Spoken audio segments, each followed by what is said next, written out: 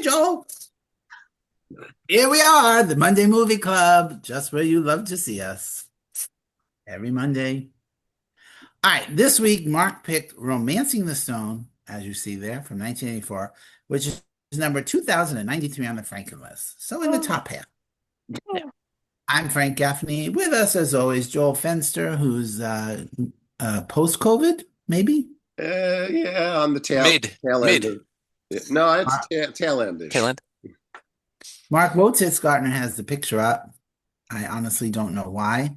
Goldfuck, no cringer. How dare you? No, all right. Annie King, where's Annie? I don't see her. Oh, she's camouflaged. Stealing my joke. She just has a head. It's a floating head. Yeah, but the nice thing is that the camouflage actually almost matches the paint in the kitchen. Yeah. In the kitchen where she belongs. Hey, Mark. Why Romancing the Stone? Because I saw it a few times as a kid and young adult, and I wanted to see how it held up. Plus, it's from my favorite year, 1984, so I'm slowly going through 1984 movies. Expect Ghostbusters next year. 1984, the greatest. Ghostbusters. Hmm? Didn't we see Ghostbusters? Yeah. No, we didn't. We watched the No, we watched the sequels. sequels. After not the like original. Frozen something or other. Okay, here's the plot. A dowdy romantic adventure writer, played by Kathleen Turner, is hurled into a real-life adventure in the Colombian jungle in order to save her sister, who will be killed if a treasure map is not delivered to her captors. She's helped out by a brash mercenary, played by Michael Douglas. Together, they search for a priceless gem located on the map. In the You didn't map. write that, did you? No. Okay. He never does. Yeah, because I'm like, I- he's a romance novelist, not an adventure novelist. What I say? You said No, no. adventure novelist. Adventure novelist. No, I didn't. I said a dowdy romantic adventure writer. Romantic Oh. adventure. Okay. Well, Okay. And the priceless gem isn't located in the map. no, and he's also not. I wouldn't call him a mercenary because he's not like a guy that's being hired by armies and stuff. He's hunting birds to sell. Yeah. So yeah. So I think they mean mercenary in the sense that he's out for himself. Okay. Okay. This one was directed by Robert Zemeckis, and I stand by my opinion You that do he not like him. has never directed a truly great film. Sorry. But Back to the Future. Exactly. I don't think it's a great film. I don't. Okay. It's very good. It's enjoyable, but A not great film. I guess we'll have to watch it next year. There we go. Was it from Okay. 1980? That was 85. So It was we can't 85. Yeah. The second best year for movies, by the way. watch. And don't get me started on that film. Okay. 94. But in 1984, this was a fun one. Now it's a bit clunky in places for me. But I get it. It was 1984. Indiana Jones was big. Romance novels were all the rage. Fabio, remember Fabio? So it makes sense that they would make this movie. It's very of its time. Okay. But Yeah, but. All right. I'm going to save my observations and you people can chat and then I'll come back and say the things you didn't say. That works sometimes. Okay. But here's my problem. My bigger problem is that everything is telegraphed a million times right from the opening. And she's walking through an apartment. First of all, we see I said I wasn't going to talk. All right. First thing, we see the Western thing, right? And I knew immediately why Mark liked this movie, boobs. I have a comment on that. Oh my God. But if this was done today, those two people in the Western were played by celebrities, right? I don't think was Charlie Sheen and Andy McDowell that busy that they couldn't do this cameo? Charlie Sheen was a nobody in 1984. I'm pretty sure Andy McDowell was in that same category. Remember Sex, Lies, and Videotape was later in the decade. Wow. Somebody. Charlie Sheen blew up in 1985 with two movies, one of which we've reviewed. Yeah, he blew everything up his nose is what he blew. Not until 1986. Yeah. Am I right? It would have been two celebrities playing If it that got part. remade today, that scene would be played by It would be very fun and cute. But then we get to her and she's crying, buckets, typing her thing. And how do you not know that that's what she's reading the last part of it? Okay, obviously she's writing the thing we just saw. But then when she walks around her apartment, he has this big close up of romance writer of the year. And I'm like, we get it. All right, anyway. Maybe we just needed to know that she was successful and not just one of the millions of writers out there who think they're great writers. Yeah. Like me? Sure. Well, for me, it was a ridiculous throwback. Great at the time, and for me, it did not hold up. There were so many slow bits, and I'm giving it 2.75. Okay. All right, let's go to Annie King. Had you seen this before, Annie King? I had, yeah. I had when it came out in the theater, and Danny said, we went together. I was like, oh, okay. Yeah, okay, sure. Always remembers that. It's amazing. He does. He remembers it was a cold day and Wow. whatever. What did you Yeah. have for lunch? Pastrami sandwich. Well, some people have that kind of memory as opposed to Mark, who has a pornographic memory. Right. Yes. So it was enjoyable back then.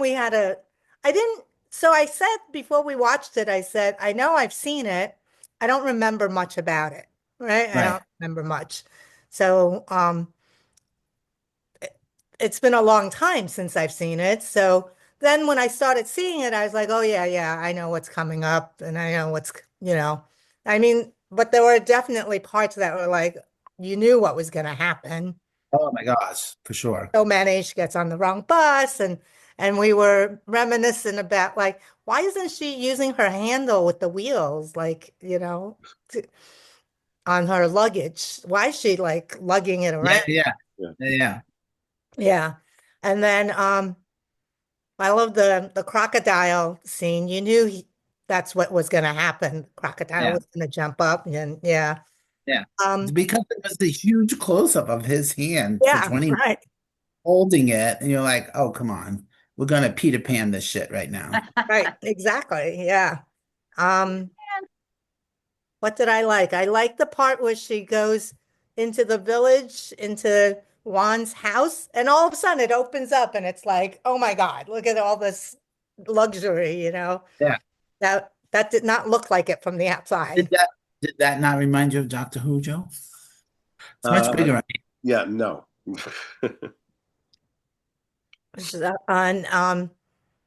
And then I totally forgot about his little mule. That was funny though.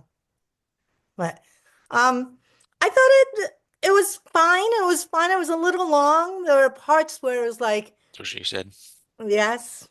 There were parts where it was like, okay, go on, like lingering Sad, looks and considering stuff. how short a movie it was.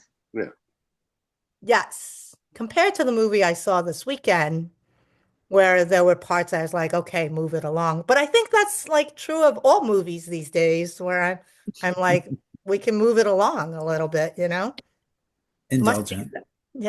Must be that editing thing you guys keep talking about. Yeah, so it has nothing to do with our short attention spans because That's of what it is, reality, yeah. but that's beside the point. Well, you don't mind a long movie if it's good. If Yeah. it engages you. It's when it's torturous that it's too long. Yeah. So, well, I think I still enjoyed it, although some parts, like you said, were kind of clunky, but I would go with a 3. Okay. I thought it was a fun thing to watch Okay. back when Me? Michael Douglas was young. He was Uh-huh. so good. Man, skinny, so skinny. And this was before Fox. This was before I started. I was like, Julian and I was the next year, and I was there then. Wow. Yes, but who did you get a kiss from, Amy? Danny DeVito. Remember War of the Roses, the premiere? Right. Yeah. Was there tongue involved? Oh, he only kissed me on the cheek. He's so Uh-huh. sweet. Yeah. But You have to so reach up. You Yeah. bent over. Was it penguin tongue or just Danny DeVito tongue at that point? that was Danny DeVito tongue. He's 5 feet tall, so you did have to bend a little bit. Well, he went right into your boobs. Yeah, right. He's like, you I got curly hair just like my wife. right. I actually never saw this movie. So I Oh. was Wow. really glad. Yeah. I just didn't have any interest in that kind of movie back then for some reason. And then over the years, I was like, oh, yeah, it's another one I should see. I'll add it to my list. So, But Aim, did you think when they got to Colombia, did you ask Felipe if that's really what Colombia's like? yeah, right. It was so the white man version of Colombia. Like it has to be all spooky and scary and 800 people with chickens and pigs. It's like, I think that's racist. Well, I did read in the trivia that it was really so bad. That was the big time of the Medellin cartel was a huge thing in the 80s, and they Right. filmed this in Mexico. They couldn't even film it in Colombia. So it's kind of a scary place. So anyway, When I get the chance, I'll ask a couple of people I know who are from Colombia and see what it was. Right. That's what I'm saying. Felipe's Yeah. from Colombia. yeah, I That's know when they go back there all the time now, they love it there. Yeah, that's Right. my friends are the same way, but it's kind of Yeah. like, what was it like in the 80s? Right. I remember on the news all the time, the Medellin cartel. I keep seeing these reels on Facebook now. Hey, mom, what were you like in the 90s? And it's Mayan Balak. And then they show all pictures of her from the 90s. All right, go. You haven't seen any of those? But I have. You haven't seen any of those? Hey, what were you like in the 90s? I have. I don't think Yeah, so. I saw Kevin Bacon. What would you Yeah. like? Yeah. Oh, I'll have to look for them. So anyway, I thought the movie, Frank, you said clunky. I was thinking the whole time this is just not aging well. And I could see it being wonderful in 1984. I can Yeah, at the understand why time. everybody loved it. But today it did not hold up well at all. I didn't take any notes, so I really don't have anything to say. I'm going to give it 2.5 stars. Yeah, I really did not like it. I had 2.5, but I was trying to be nice. It does deserve the extra quarter to 2.75 just for the nostalgia, but I'm going to be mean and give it. Yeah, and it was a whole 25 minutes till Michael Douglas showed up even. Yeah. I'm like, wow, that's a long setup there. Yeah. And he got such a Right. star entrance, if I Yeah. remember correctly. And again with the Indiana Jones thing, I mean, obviously the rogue mercenary thing is because of that. But somehow it kept reminding me of what was Uncharted, what was ever that movie was, The Lost City. was that, who was that? Was that Lost Richard City was Sandra Bullock and Channing Tatum and Brad Pitt. And I have Oh, a okay. comment on it. It's when I was watching this movie, I was like, wow, they stole the blueprint and just updated it. If you haven't seen that movie, I would recommend it. Yeah. Except for it Amy, was- who obviously hates this. Oh, I'm pretty much there with hating it, but I remember the Sandra Bullock movie, and it was cute. Again, seeing celebrities do fun stuff is fun. Joel?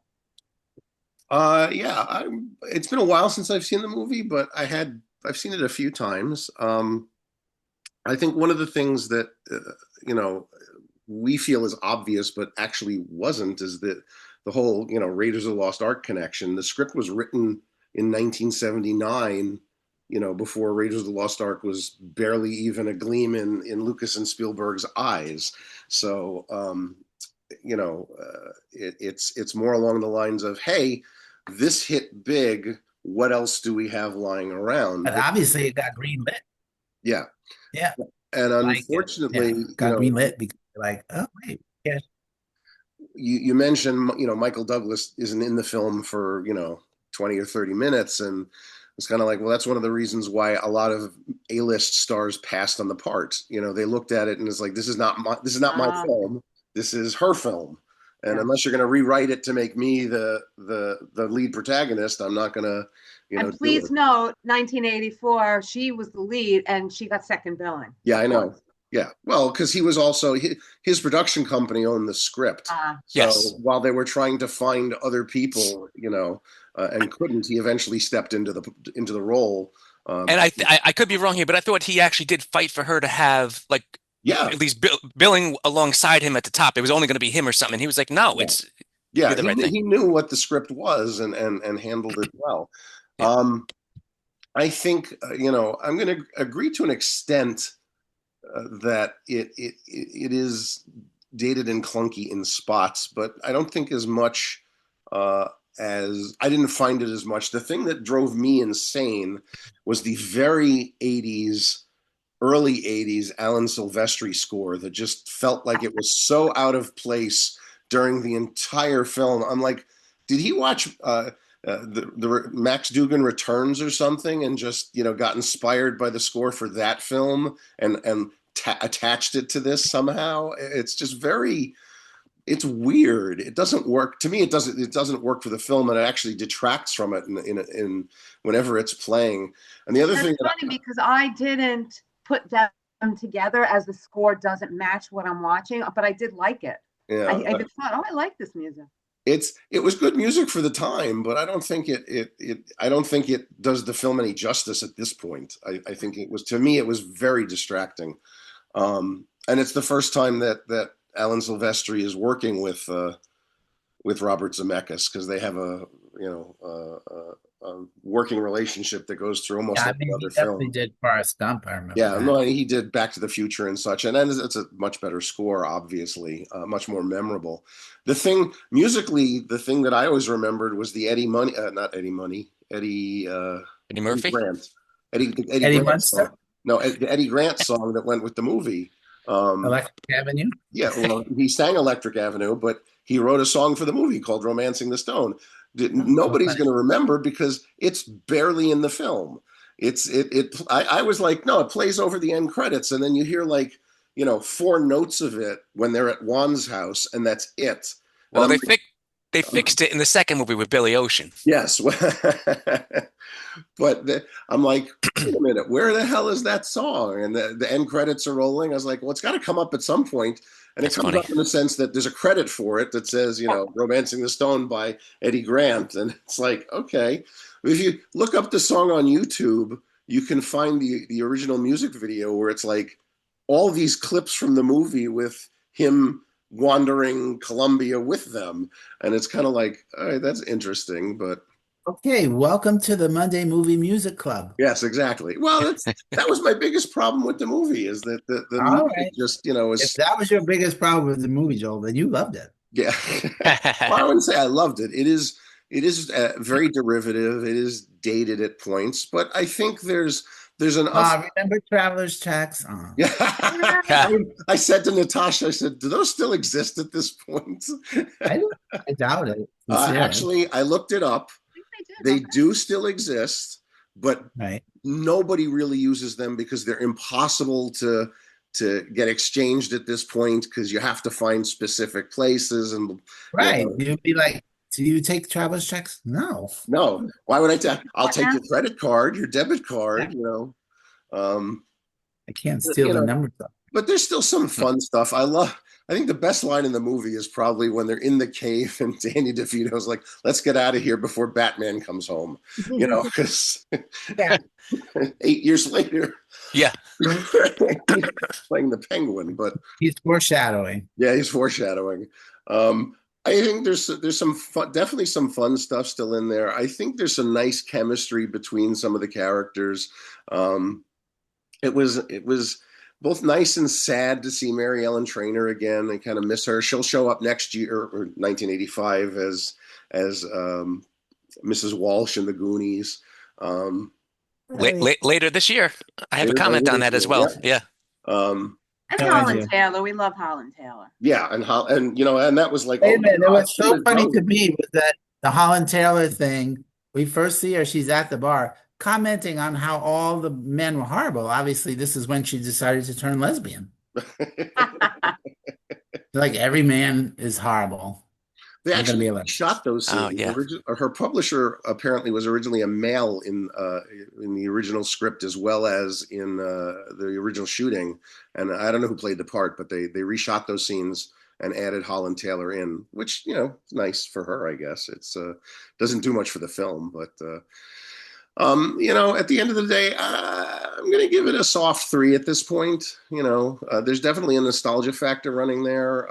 I think the Raiders of the Lost Ark, the themes and connections still kind of work to an extent. And it's a fun film. It's not, it's not horrible. I'll watch it again in 10, 15 years, In the old folks' home, Joel? in the old folks home. If this So, doesn't Amy- kill me. Hey, maybe you should start writing romance novels, because she was a crazy cat lady too. You have one cat, you're a crazy cat lady. That's it. Yeah. That's all it takes. Just one. The other thing was the fall down the mountain when they did Oh the my money. God. Classic, right? It's a classic moment in this Hated movie. that scene. Yeah. I know because they fell down this entire mountain and then they laughed about it. Yeah, and they were fine. And you know it was Michael Douglas' idea to land with his head in her crotch. Wow. Come on. Oh my God, I When, hate when that. did he turn around coming down the mountain? Yeah. Because he fell down ass first. Somewhere he flipped around so he could end up in her crotch. Of course, that's going to happen. You're gonna, when you fall down a mountain, you're gonna go in all these different directions. So, As a 9-year-old, that was very funny. And maybe be in a little pain. yeah. Oh no, I'm fine. No, Right. no, Yeah. didn't hurt me. Admittedly, it is better than that year's Indiana Jones sequel when they're dropping out of an airplane in a rubber life raft. Completely realistic, Joel. I mean, look at Annie only did a Pilates class and her ass hurts. Imagine. I was gonna say Right. Annie broke her ass just doing that. Yeah. Yes, but Think Think I about when hate your to- I hate toe to hits say this. furniture. We're all older than Michael Douglas was when he shot the films. And he was what, like 15 years older than Kathleen Turner, something like that. Something like that, yeah. The and this was like Danny DeVito's like third or fourth movie. I don't know. I looked it up. And but at one point he says that they were going to some Spico military compound. Yes, I do remember And that's that. Yeah. gonna play well today. yes. I totally thought 1984. And then of course I was like, of course the mean old head of the Cartagena cartel loves her novels. Of course. Of course. I mean, why didn't he recognize her from the get-go? Her picture's on the back of every book. Yeah. But I liked his character. I liked Yeah. him. Well, she was a little disheveled. I mean, the picture on the back of the book, she's going to be all prim and proper. She's not going to be like, having trekked through mud in the jungle and everything. There was definitely a scene in the movie though where the next shot they both brushed their hair and she had makeup on and looked beautiful. Then I read something about scenes were cut and reshot and everything was like kind of placed together. But didn't you love that he just chopped off the heels of her shoes and she was able to walk in them? Yeah. Like, And no, I you totally thought that would maybe- never work. I'm in shoe production. That would not work. It would not work. That Because was you'd be walking like this. That was yet another part that they did in The Lost City, by the way, which Oh, really? yeah, like everything was taken from there. And then are we supposed to have a really big laugh when he shows up with the boat at the end and he's wearing alligator shoes? Come on. Yeah. That's when See, but- Anthony would go, woo, woo, woo, woo, woo. Again, I nostalgia plays a part here for me for sure, because as a kid that was fantastic. And I remembered that for sure. And I kept thinking like the boat is so narrow, it fits down a lane. Like, I just love the fact that that last shot of boat going up the road is like, I know it was 1984, but I'm pretty sure New York City still had a lot of people living in it. yeah. I will add what I wrote to end my comments is the most unrealistic part of the entire movie was driving a boat down the streets of Yeah. Manhattan with barely any other cars on the road. Exactly. Maybe it was 4:30 in the morning or something. It was light out. It was It was daylight just dawn. savings. All right, Mark, go ahead and tell us why you still love this silly movie. It's not a love. It's not a love. And I understand a lot of your comments. I'm coming at it I from a mean, place. no, hello, it is a love because there's a picture behind you. That's love. It's a like. It's a strong like. Uh, Again, all I'll say is the open with the whole watching The Lost City, which we've seen a few times now, and I really like that.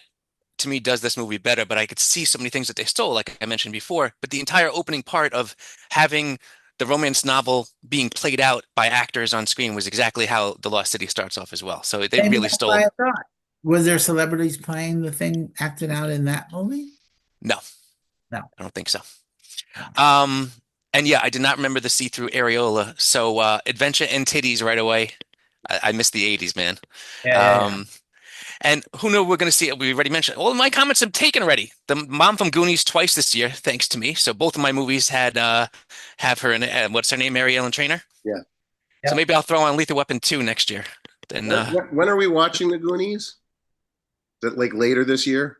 I don't remember. Much later? And Yeah, go ahead, keep talking. I'll let you know. Okay. 9:21. All right. I got all summer to build the Lego set then. Okay. You got 6 months to the day almost. Okay, cool. Yeah. And the hitman or whatever in the beginning reminded me of the Forgan Ice Holes guy. And Michael Douglas saying these were Italian, now they're practical was a great line about her shoes in the jungle when he chops them off. So I also noted that line. And I was very happy to see El Guapo from the Three Amigos show up as a major character. So there's a lot of like 80s characters in here or whatever, actors. And I have a strong memory of the gators or crocodiles, whatever you want to call them, at the end. Snappers. Say again? Look at them snappers. Them snappers, yes. I was really young when I first saw it. That was another moment for me. That was a telegraph moment. She's on the grate and he's trying to stab her, and like 10 times the camera reversed. You see the alligators are in the pond underneath the grate, and he's trying to stab her. I'm like, yeah, we know where we're going with this one. And then didn't he just like fall through like a metal grate? Yeah. It looked like a metal grate the entire time, but when he fell through it, it looked like it was wooden. I was like, I was like, okay. And there was a memory that popped up when I watched that part, and yeah, as an adult, it was pretty bad. But again, watching this, there was still that nostalgia, so I still remember that being, real. Yeah. Oh my God. But the gators at the end and taking the hand and all that stuff was very scary. I remember that. So it was a little less so nowadays. It was Just a fun. little. Yeah. I'm giving it 3.25. There's definitely it definitely deserves more like a 3, but I gave Escape to Witch Mountain 3.25, so I have to do that for this one as well. It was fun and I enjoyed it, but I don't need to rewatch anytime soon. So I'm in Joel's category with that. I'll watch it again in 15 years. Okay, I'm going back to 2.5 because you're all idiots. Admittedly, it did make me want to watch the sequel again, which I haven't seen probably in forever either. Yep. And I thought you were going to Is it say the better? Sandra Bullock movie. no, I actually haven't seen at all. So I'll have to Cute. catch that at some It's point. cute, but just as derivative as this one. But The thing that both this and the sequel were very popular, and they were so popular yeah. that they Of still course. talk about either a remake or a reboot, from time to time. So I Think definitely- Jewel and I are better? no, no, and I definitely remember when we were at Fox. This was like Jewel and I was only like a year and a half later. They were Yeah. so hot on doing us. yeah, Okay. back when you could get a sequel in 18 months done. Yeah. Right. As opposed to now where it's like, when did the Batman come out? 3 years at least. 2022? 3 years at least. But here's the thing, Joel, watching that Sandra Bullock movie, at least they were very aware that they were derivative, and there was a lot more winking going on. Okay. So it was kind of fun because they were saying, yeah, we know what they're Yeah, but doing. at the time, how derivative was this film? It was derivative theoretically of Raiders of the Lost Ark, even though it was written before Raiders of the Lost Ark. Yeah, I mean, I think Joel has a very good point, because But- it could very well be that the years that have transpired since 1984 were like, oh, we've seen this a million times. Well, if you look back at the 80s and look at all the movies that came out after this and Raiders of the Lost Ark that are derivative of that, you had things like Jake Speed and The Perils of Gwendolyn in the Land of Yik Yak and Alan Yeah, we Quartermain. heard and it. this- Yeah, I no, was waiting. Yeah. Mark's I heard remember of the this. Perils of Gwendolyn. Yeah. Not yet. So I knew one of you had heard of that. The Alan Quartermain movies with Richard Chamberlain. Alan Quartermain, sure, that's what I was thinking too. There were a Yeah. lot of movies in this genre of sorts that popped up. That took place in Colorado. Right. That's funny. So, yeah. Anyway, Okay, well, I'll shut up. Romancing the Stone is on AMC Plus, but do they show commercials? I Depends don't on the think so. movie. I think I think it depends on the movie. yeah. Because I know I've seen some commercials. And I remember thinking, I'm paying for AMC Plus. Oh, Joel's paying for AMC Plus. Why are there commercials? Yeah, but there aren't commercials during certain, like we watch the Graham Norton show there every week and a few other Yeah, things. no, And there's no yeah. commercials. So maybe Yeah, it's just no. during the I movie. think the movies maybe. Yeah. All right, because certainly when they show them on AMC, there's commercials in the movies. Yeah. All right, so next week, we're still in the 1980s next week because Amy picked RoboCop, Oh, which is fun. streaming on Prime. So that's it. Go watch a movie. And And also with also you. with you.